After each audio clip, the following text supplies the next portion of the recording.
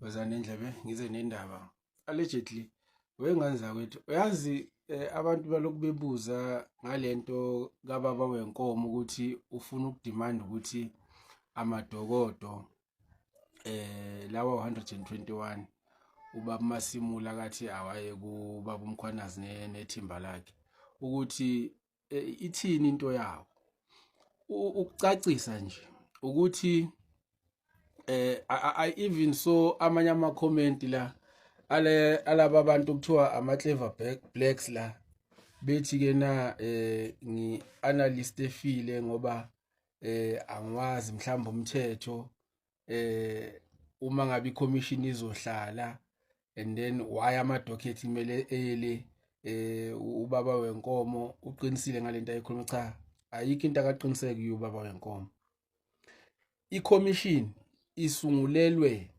ukuthi izophenya ngalezi insolo ezishiwo uMkhwanazi ukuthi kulezi inkinga esinazo kuhulumeni zobugebengu obuhleliwe ku-involved abantu abasebenza ngaphansi kwababa wenkomo okungama politicians, kukhona abantu abasebenza ngaphansi kwe-judiciary, kukhona abantu abangamaphoyisa, kukhona abantu abangama-journalist.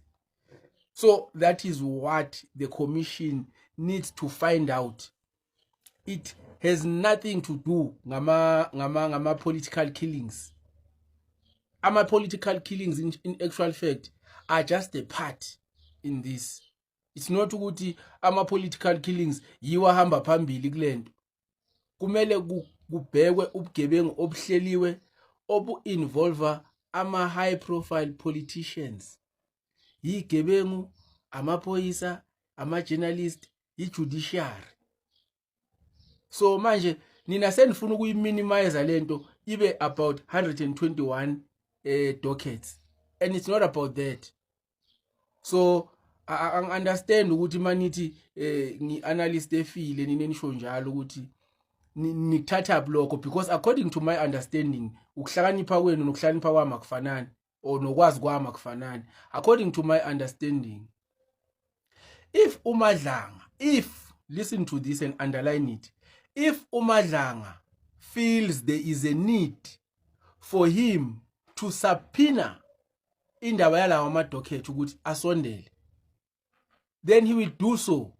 He will subpoena the documents. It's not the president who must tell umuntu ozokwenza i-commission ukuthi this is what you need to do. Then akusase ilokhuzani i-commission ezimele leyo ukuthi kumele adile ngalama dockets kuphela. No.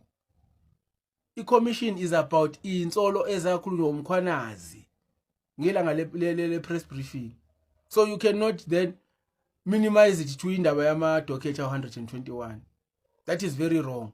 And uMadlanga must subpoena because this thing is not his. And akusiya kababa wenkomo. Ubaba wenkomo is a president.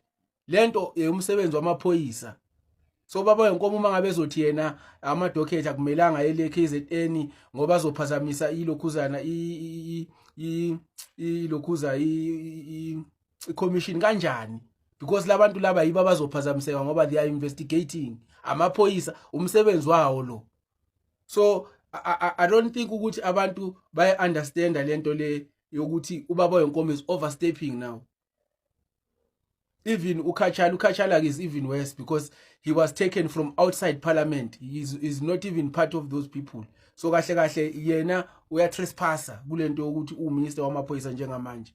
So it's even worse okwakha ngesikhulume. Kumele sik understand lokhu bafethu ukuthi umsebenzi wamaphoyisa. Amaphoyisa yiwo ane authority over umsebenzi wamaphoyisa. So uminister is just there for ukureporter into ezobe ithatha lapha emaphoyiseni. So uminister cannot compel amaphoyisa ukuthi enze into ecatshwa ngayo because yena he does not know. Akazi wa trainwa, akazi wafungiswa anything. Labantu abayenza lo msebenzi bafungisiwe. Just like upresident ufungisiwe for yena as upresident eparliament. Laba bafungisiwe as abantu abasebenza umsebenzi wamaphoyisa. So akekho umuntu one right ukuthi azothi lawa ama document awehle nyuka engelona iphoyisa. Uma umuntu efuna ukwenza njalo, it must be written down So abantu abayi-understand lento ukuthi okomthetho eSouth Africa you don't just do as you please. If kuukuthi ufuna ukuyobopha ngithi nizwile njengamanje ukuthi abantu abanye abakwazi ukuthi bayobabopha because of amalokhuzana njengoba besho ukuthi i-judiciary is involved, abakwazi ukuthola bathini konje ama-warrant. So you cannot just go and arrest these people. You need the warrant. Just like you cannot come into my house uthi uzosesha without a warrant. That is how umthetho works.